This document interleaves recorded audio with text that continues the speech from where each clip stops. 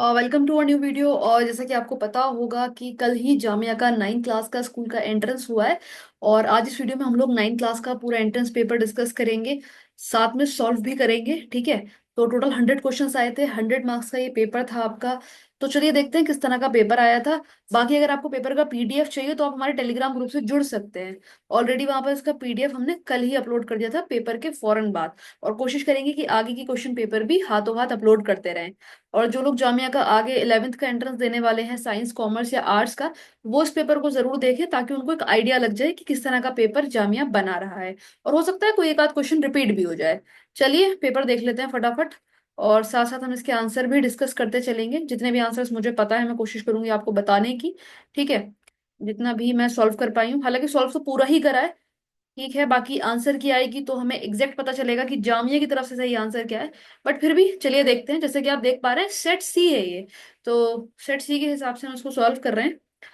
तो सबसे पहले यहाँ पर आप देखेंगे कि ये अलग अलग पार्ट्स में डिवाइडेड है। इसका जो पार्ट 1 है वो सोशल साइंस है। और इसमें पहला सवाल है, which event mark the beginning of British rule in India. यहाँ पर ये क्वेश्चंस हिंदी इंग्लिश उर्दू तीनों लैंग्वेज में आए थे। मैं फिलहाल इंग्लिश में पढ़ूंगी, बाकी अगर आप हिंदी या उर्दू में मतलब कंफर्टेबल हैं तो आप उसमें भी पढ़ सकते हैं, कोई मसला नहीं है। भारत में ब्रिटिश शासन की शुरुआत किस घटना से हुई थी? तो आप लोगों को पता होगा इसका जो सही जवाब है वो option B, battle of Plassey है। क्योंकि देखिए जो शुजाउद्दौला के साथ ईस्ट इंडिया कंपनी का वॉर हुआ था। ठीक है, और ये कब हुआ था? 1757 में हुआ था। इसके बाद से ही जो है ब्रिटिश रूल, ये जो ब्रिटिश क्राउन था ये जो है कंट्रोल ले लेता है और ईस्ट इंडिया कंपनी जो है रूल करना स्टार्ट कर देती है। ठीक है, तो ये इसका सही जवाब ऑप्शन बी है। बाकी आप लोग उर्दू या हिंदी में भी पढ़ सकते हो। फिर नेक्स्ट है, who was the first governor general of India. तो इसका सही जवाब भी ऑप्शन सी है, वॉरेन हेस्टिंग। भारत के पहले गवर्नर जनरल थे। ठीक है।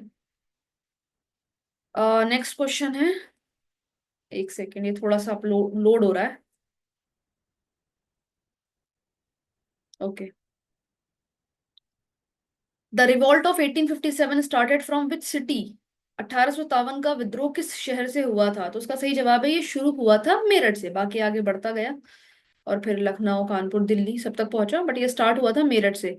विच act transferred power from the East India Company to the British Crown. कौन सा अधिनियम ब्रिटिश ईस्ट इंडिया कंपनी से ब्रिटिश क्राउन को सत्ता स्थानांतरित करता है? तो उसका जो सही जवाब है वो है गवर्नमेंट ऑफ इंडिया एक्ट 1858। 1857 में रिवॉल्ट हुआ और उसके बाद जो ब्रिटिश क्राउन है वो कब्जा ले लेता है, ठीक है, ईस्ट इंडिया कंपनी से। उसके बाद वो रूल करना स्टार्ट करता है।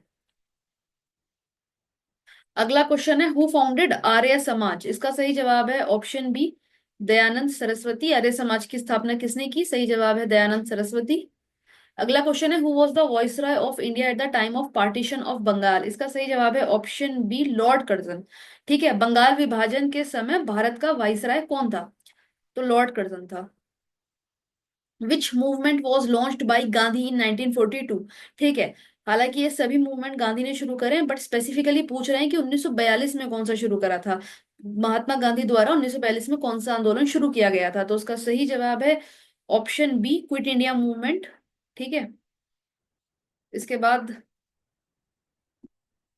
Who was the first president of the Indian National Congress. भारतीय राष्ट्रीय कांग्रेस के पहले अध्यक्ष कौन थे? इसका सही जवाब option C, W C Banerjee हैं।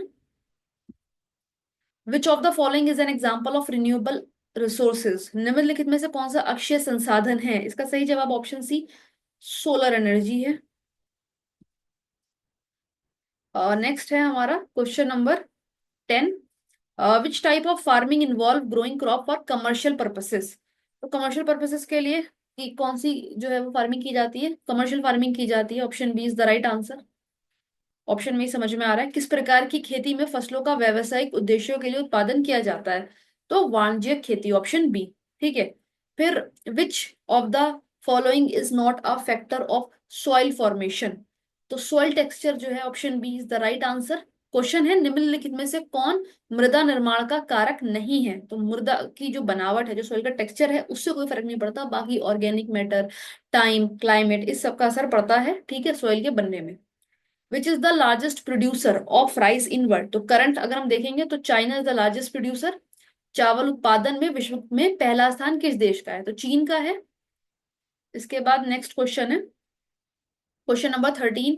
Which of the following is the most populated continent? तो पॉपुलेटेड कंट्री पूछते तो इंडिया, कंटिनेंट कॉन्टिनेंट पूछा है तो एशिया है। जाहिर सी बात है एशिया इसलिए है क्योंकि एक तो वो खुद अपने आप में सबसे बड़ा कॉन्टिनेंट है, प्लस चाइना और इंडिया जो कि मोस्ट पॉपुलेटेड कंट्रीज हैं वो भी एशिया कॉन्टिनेंट में ही आती हैं।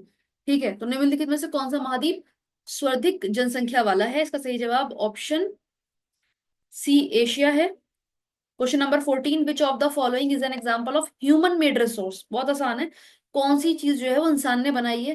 ठीक है, निम्नलिखित में से कौन एक मानव निर्मित संसाधन है? तो मिनरल्स हमने नहीं बनाया, जंगल हमने नहीं बनाया, पानी हमने नहीं बनाया, ऑप्शन सी बिल्डिंग्स तो हमने ही बनाई है, इमारतें, बाकी तो सब नेचुरल है। Which of the following industries is classified based on raw material? निम्नलिखित में से कौन सा उद्योग कच्चे माल के आधार पर वर्गीकृत किया गया है? तो कच्चे माल पर जो है वो कौन सा होता है? एग्रो बेस्ड इंडस्ट्रीज, जो कृषि आधारित इंडस्ट्रीज होती है वही रॉ मटेरियल से रिलेट, क्योंकि रॉ मटेरियल ही यहाँ पर प्रोसेस होता है। ठीक है, तो ऑप्शन सी कृषि आधारित उद्योग। Next 16, who is known as the father of Indian constitution? B R Ambedkar is known as the father of Indian constitution. भारतीय संविधान के जनक किसे कहा जाता है? Option C doctor B R Ambedkar को कहा जाता है। ठीक है, इसके बाद अगला क्वेश्चन है, which part of the Indian constitution deal with the fundamental right? भारतीय संविधान का कौन सा भाग मौलिक अधिकारों से संबंधित है? तो पार्ट 3, ठीक है, जो हमारा इंडियन कॉन्स्टिट्यूशन है उसके पार्ट 3 में फंडामेंटल्स की बात होती है। ठीक है, और अगर हम देखें तो पार्ट 2 में सिटीजनशिप की बात होती है। इसके अलावा अगर हम देखें पार्ट 5 में यूनियन की बात होती है। ठीक है, और पार्ट 4 के अंदर फंडामेंटल ड्यूटीज की बात होती है। ठीक है, ये चीज है। इसके बाद question number 18, which article of the Indian constitution अबॉलिशेस untouchability? भारतीय संविधान का कौन सा अनुच्छेद अस्पृश्यता को समाप्त करता है? तो इसका सही जवाब है ऑप्शन सी, आर्टिकल 17 में अनटचेबिलिटी को लेकर बात होती है। ठीक है, बताया जाता है कि ये गलत है, इसको खत्म कर देना चाहिए, बंद कर देता है इसको। Question number 19, who appoint the chief election commissioner of India? Option B is the right answer, president. तो भारत के मुख्य चुनाव आयुक्त की नियुक्ति कौन करता है? राष्ट्रपति करते हैं। ठीक है, इसके बाद अगला क्वेश्चन है हमारा question number 20, the minimum age required to contest for the Lok Sabha election? तो लोकसभा इलेक्शन के लिए मिनिमम एज 25 साल होनी चाहिए। ठीक है, लोकसभा चुनाव लड़ने के लिए न्यूनतम आयु कितनी होनी चाहिए? 25 साल आपकी होनी चाहिए, तभी आप लोकसभा इलेक्शन में खड़े हो सकते हैं। अब अगला 21, which of the following is not a fundamental right? ठीक है, तो कौन सा नहीं है? Option B, right to property नहीं है, हालांकि पहले होता था लेकिन बाद में एक अमेंडमेंट के थ्रू उसको हटा दिया गया। अभी right to freedom, right to education, right to equality है। ठीक है, तो निम्नलिखित में से कौन सा मौलिक अधिकार नहीं है? संपत्ति का अधिकार जो है वो मौलिक अधिकार नहीं है, हालांकि पहले होता था, अभी फिलहाल हटा दिया गया है। What does the term adivasi literally mean? Adivasi शब्द का शाब्दिक अर्थ क्या है? ठीक है, तो लिटरल मीनिंग पूछ रहे हैं, एग्जैक्ट मीनिंग क्या है? तो उसका जो एग्जैक्ट मीनिंग है वो ऑप्शन सी ओरिजिनल इनहेबिटेंट है। असल में जो ये वर्ड आदिवासी है दो शब्दों से मिलकर बना है, आदि प्लस वासी। आदि का मतलब ही होता है ओरिजिनल और वासी का मतलब होता है इनहेबिटेंट या ड्वेलर्स। एक पर्टिकुलर जगह के जो रियल लोग वहां जिस पर्टिकुलर लैंड को बिलोंग करते हैं, ठीक है, कि ये इस लैंड पर ही मतलब इनका जन्म हुआ है, मतलब ये इसके एकदम रियल इनहेबिटेंट है। ठीक है, तो ओरिजिनल इनहेबिटेंट मतलब है आदिवासी का मूल निवासी। ठीक है, ये पर्टिकुलर लैंड के मूल निवासी हैं। फिर नेक्स्ट है question number 23, which fundamental right in the Indian constitution prohibits discrimination on the ground of religion, race, caste, sex और प्लेस ऑफ बर्थ? तो राइट इक्वालिटी। ठीक है, जाहिर सी बात है इन सभी ग्राउंड्स पर जो है राइट इक्वालिटी हमारा फंडामेंटल राइट है। तो भारतीय संविधान में कौन सा मौलिक अधिकार धर्म, जाति, नस्ल, लिंग या जन्मस्थान के आधार पर भेदभाव को प्रतिबंधित करता है? तो समानता का अधिकार, ऑप्शन बी। इसके बाद 24, why is it important to separate religion from state in a democratic society? Hindi में भी पढ़ लेते हैं। लोकतांत्रिक समाजों में धर्म को राज्य से अलग करना क्यों महत्वपूर्ण है? Option B is the right answer, to protect the freedom of individual from their religion, embrace another religion और have the freedom of to interpret religious teaching differently. इसलिए जरूरी है। ठीक है, व्यक्तियों को अपने धर्म को छोड़ने, किसी अन्य धर्म को अपनाने या धार्मिक शिक्षाओं को स्वतंत्र रूप से व्याख्या करने की स्वतंत्रता के रक्षा के लिए। ठीक है, तो कोई भी व्यक्ति कोई भी धर्म छोड़ सकता है, किसी भी धर्म को अपना सकता है, किसी भी धर्म की धार्मिक शिक्षा को स्वतंत्र रूप से ले सकता है। इसीलिए क्या करा गया है? इसीलिए जो धर्म है उसको राज्य से अलग करा गया है। Which of the following statement is true regarding the law enacted by the parliament of India. Question number 25 है, ठीक है। तो भारतीय संसद द्वारा बनाए गए कानूनों के संबंध में निम्न में से कौन सा कथन सत्य है। तो ऑप्शन बी जो है वो सही है, the parliament has the authority to make new law and modify existing one. भाई पार्लियामेंट के पास इतनी ताकत होती है कि वो नया कानून बना भी सकता है और जो ऑलरेडी बना हुआ कानून है उसके अंदर चेंज भी कर सकता है, ठीक है। तो संसद नए कानून बनाने और मौजूदा कानूनों में संशोधन करने का अधिकार रखती है, उसके पास पावर है। अब हम चलेंगे साइंस के ऊपर, 25 क्वेश्चन हमने देख लिए। अब सोशल उसके, अब हम 25 क्वेश्चन देखेंगे साइंस के, ठीक है। तो हमारा पहला सवाल है, transplantation of seedling is done in, transplantation of seedling is done in, इसका सही जवाब ऑप्शन बी राइस है। पौधा का प्रत्यारोपण किया जाता है किसमें, चावल में। अगला क्वेश्चन है, which tool is use to remove weeds. तो खरपतवार हटाने के लिए किस उपकरण का प्रयोग किया जाता है। हिंदी में इन्होंने इतना अजीब तरह से फॉन्ट लिखा है ना, खैर। तो इसके लिए दराती यानी हो का इस्तेमाल ऑप्शन बी का किया जाता है, ठीक है। कुदाली, सॉरी, कुदाली का इसके लिए इसमें प्रयोग किया जाता है। Question number 28, main constituent of LPG is. तो एलपीजी का मुख्य घटक क्या होता है, तो बुटेन जो है, option C is the right answer. The loudness of sound depends on, ध्वनि की प्रबलता निर्भर करती है इसके किस पर, एम्पलीट्यूड पर। Option A is the right answer, ठीक है, आयाम पर। क्वेश्चन नंबर 30 देखेंगे, ultrasound has frequency of vibration.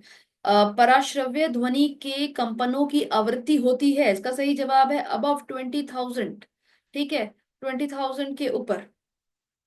The gas release during the preparation of bread is, ठीक है, तो ब्रेड बनाने के दौरान निकलने वाली गैस का नाम है carbon dioxide. Option C is the right answer for question number 31। अब 32 देखेंगे, in humans the development of fertilised eggs takes place इन।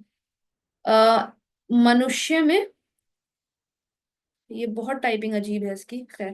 तो 32 का जो सही जवाब है वो है ऑप्शन डी। जो फर्टिलाइज एग्स हैं वो यूट्रस में डेवलप होते हैं। फिर इसके बाद 33 क्वेश्चन है, which of the following is an example of viviparous animal, ठीक है। तो इसका सही जवाब ऑप्शन ए कैट है। A disease in human being caused by virus, virus के द्वारा होने वाली कौन सी बीमारी है। तो इन्फ्लुएंजा जो है वो वायरस से होता है, आपको पता होगा इन्फ्लुएंजा जो है वो तेजी से फैलता है, ठीक है। तो इन्फ्लुएंजा जो है वो वायरस के कारण होता है। AIDS can be spread, question number 35, AIDS can be spread from an infected person to another person through. तो एड्स जो है वो किसी संक्रमित व्यक्ति से दूसरे संक्रमित व्यक्ति में किस प्रकार से फैल सकता है। तो खाना शेयर करने से नहीं फैलता, आप अगर कॉम भी शेयर करेंगे, कंघा शेयर करेंगे, नहीं फैलता उससे। अगर ब्लड ट्रांसफ्यूजन यानी कि आपका ब्लड किसी दूसरे व्यक्ति के अंदर चला गया, अब वो इंजेक्शन से जा सकता है, किसी कट के थ्रू जा सकता है, तो इससे एड्स हो जाएगा। इससे बहुत ज्यादा हाई चांसेस है कि एड्स जो है वो ट्रांसफर हो जाएगा। मच्छर के काटने से भी एड्स ट्रांसफर नहीं होता। ऑप्शन सी जो है, बी जो है वो सही जवाब है, blood transfusion. Question number 36, separation of grains and chef is done by. Question number 36 का सही जवाब है विनोविंग, ऑप्शन ए, फटकने से जो है ग्रेन्स को, उसके अंदर से जो पत्थर हैं वो अलग किए जाते हैं, निकाले जाते हैं। Question number 37, if we apply oil on door hinges the friction will, इसका सही जवाब 37 का ऑप्शन बी है, डिक्रीज होगा। यदि हम दरवाजों के कब्जों पर तेल लगा देते हैं तो घर्षण कम हो जाएगा। Question number 38, which substance is formed by the carbonisation of dead vegetation. तो डेड वेजिटेशन के कार्बनाइज्ड होने से क्या बनेगा, कोल बनेगा। मातृ वनस्पति के कार्बनीकरण से कौन सा पदार्थ बनता है, तो ऑप्शन ए कोयला बनता है, ठीक है। Question number 39, the substance that does not burn with flame, पदार्थ जो ज्वाला के साथ नहीं जलता, इसका सही जवाब है चारकोल। बाकी तीनों जल जाएंगे, ड्राई ग्रास, एलपीजी, कपूर, ये तीनों जल जाएंगे। चारकोल, लकड़ी का जो कोयला है वो नहीं जलेगा, ठीक है, वो रह जाता है ना। Pitch of sound is determined by, ठीक है, तो pitch of sound is determined by option A frequency. 41, reproduction by budding take place in, reproduction by budding take place in option A hydra। In human being after fertilization the structure which gets embedded in wall of uterus is, option B is the right answer, that is embryo। embryo 42 का सही जवाब है। 43, for the Metamorphosis of tadpoles which of the following element must be available in water? तो iodine जो है उसका पानी में उपलब्ध होना जरूरी है, ठीक है। Question number 44, N object is vibrating eight 50 H Z, what is it's time period? तो इसका सही जवाब जो है वो ऑप्शन ए है, 0.02 seconds. Which one of the following solution will not conduct electricity? Option D, vegetable oil. ठीक है, निम्नलिखित में से कौन से विलेन, खैर हिंदी में नहीं पढ़ते हैं, ये मुश्किल है, इंग्लिश में ही पढ़ते हैं। Yeast is used in the production of, तो यीस्ट का जो प्रयोग है वो किसमें होता है? अल्कोहल के प्रोडक्शन में होता है। Option B is the right answer. 47, the number of nuclei present in zygote is, तो जाइगोट में जो न्यूक्ली का नंबर है वो कितना होता है? 1, केवल एक ही न्यूक्ली जो है वो जाइगोट में प्रेजेंट होती है। इसके बाद question number 48, an electroscope is a device which is used to find if an object is, option A, charged. ठीक है, option A charged is the correct answer. Question number 49, which part of the eye, okay, part of the eye which control the light entering is called? ठीक है, तो कौन सा part है जो light को कंट्रोल करता है? तो उसका सही जवाब है आइरिस, ऑप्शन ए।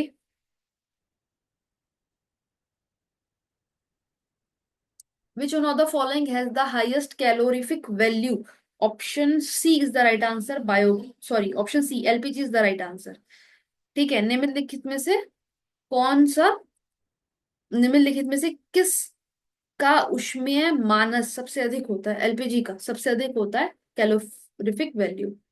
अब हमारा 25 नंबर का साइंस खत्म हो चुका है। अब हम 25 नंबर की इंग्लिश देखेंगे और लास्ट में 25 नंबर की मैथ्स और रीजनिंग देखेंगे। 4 पार्ट्स में ये डिवाइड था। तो 51 है हमारा क्वेश्चन और सवाल है, he dash the Bharat Ratna award, he was the best. तो इसका है 51 का D, okay, he has been deserving the Bharat Ratna award, he was the best.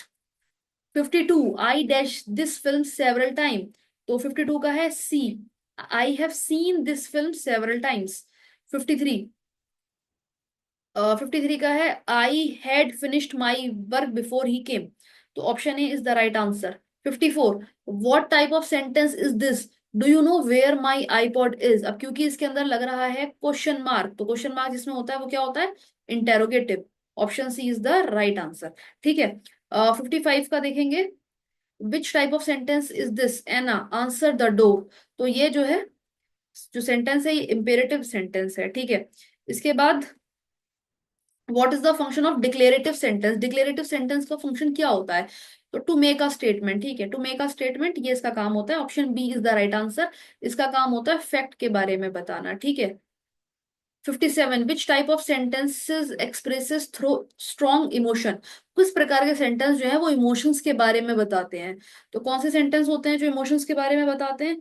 तो उसका सही जवाब है एक्सक्लेमेटरी। एक्सक्लेमेटरी में ही तो वो वर्ड यूज होते हैं ना, एलास और एक्साइटेड वाले, तो वहां पर जो है वो एक्सप्रेशंस इमोशंस जो है बहुत ज्यादा दिखाए जाते हैं, तो वो एक्सक्लेमेटरी सेंटेंस होते हैं। Your perfume has a wonderful scent, option D, SCENT। ठीक है, ये सेंट करेंसी वाला हो गया, ये सेंट भेजने वाला हो गया, बी ये सेंट साधु वाला हो गया, डी वाला जो है वो फ्रेग्रेंस के लिए इस्तेमाल होता है। 59, we should board the plane now, तो board the plane now, BOARD, board the plane now, option A is the right answer. 60, aspirin can dash some kind of pain, तो aspirin can lessen some kind of pain, lessen मतलब कम कर देगी, aspirin pain killer होती है। 61, 61 का सही जवाब है option B, the famous band Beatles is coming to Texas tomorrow, King Arthur was the just king. King के लिए हम यहाँ पर द यूज करेंगे। हालांकि मैं इस क्वेश्चन में थोड़ा कंफ्यूज हूँ, बट स्टिल ऑप्शन बी के साथ जाएंगे 62 में। बाकी ऑफिशियल आंसर की आएगी तो अपलोड कर दी जाएगी ग्रुप पर।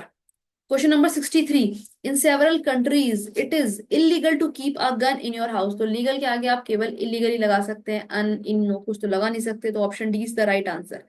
Question number 64, there was some dash agreement over the topic, so disagreement, misagreement कोई वर्ड नहीं होता, अनएग्रीमेंट, एंटी एग्रीमेंट ये कोई वर्ड ही नहीं होते, डिसएग्रीमेंट होता है। Option A is the right answer. Question number 65, everyone was steering me and I felt very self conscious. ठीक है, जो वर्ड है वो सेल्फ कॉन्शियस है, तो option C is the right answer.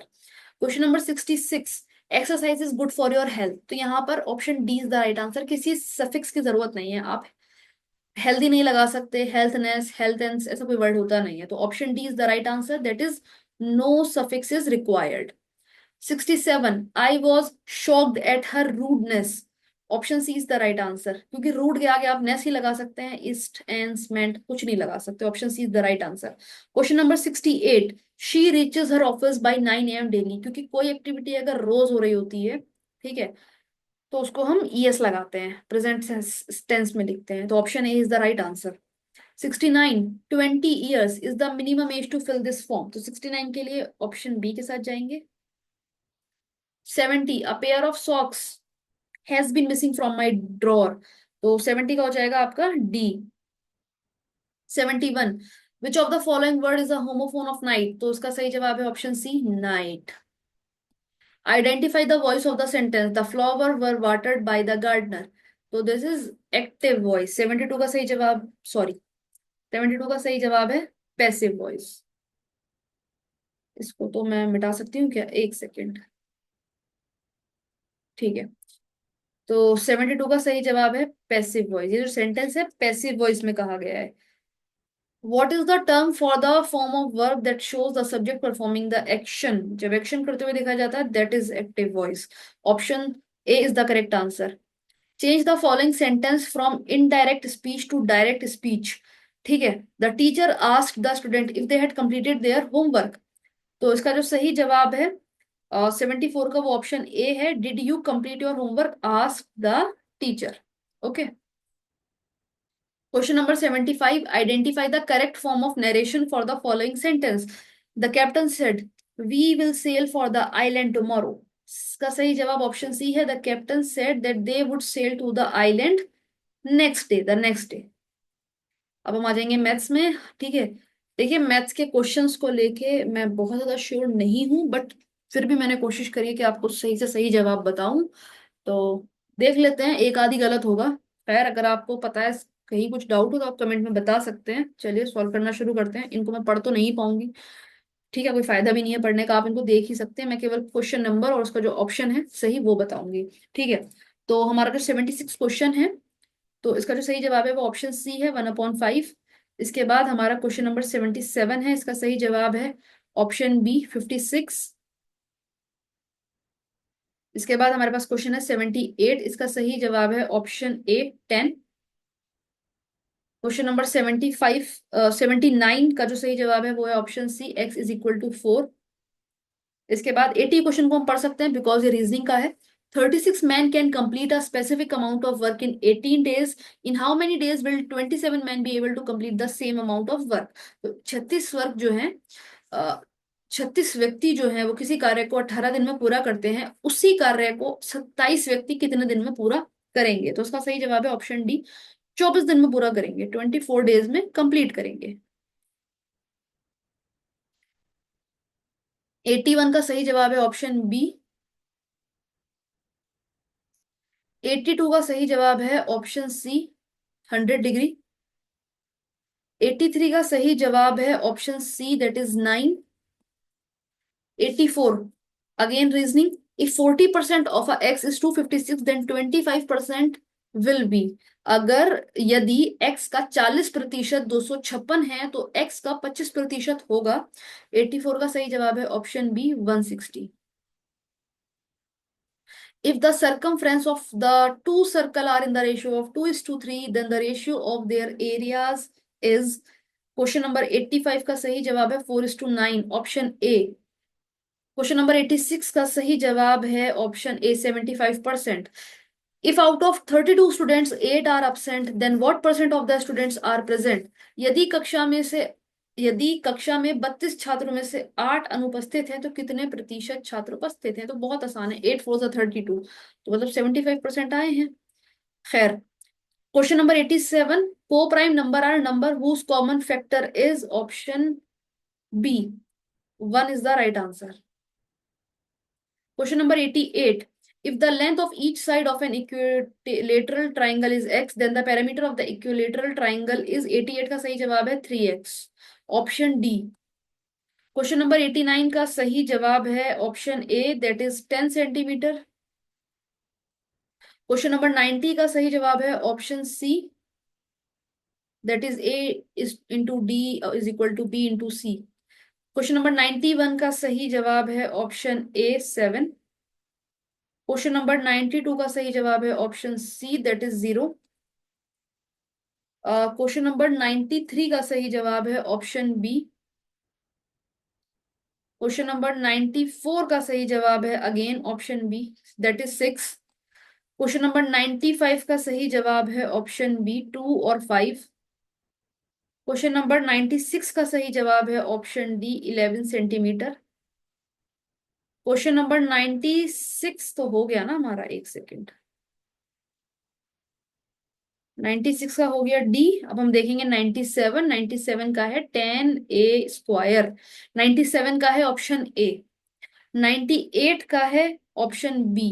Question है इफ टूथ हेड of the number is 20 less than the original number then find the number.